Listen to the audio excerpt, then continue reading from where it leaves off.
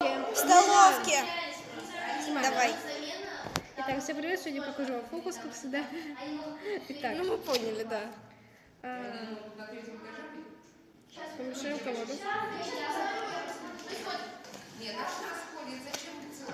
Так, сделаем распад с ним и два. Да. Первая перевернутая карта — это у нас семерка. Запомните. То есть так, просто сделаем так вот.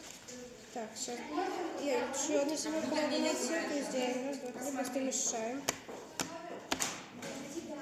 Ой, карта водителя. Еще одна семерка. Хорошо, сейчас я наберу еще две. Последние две.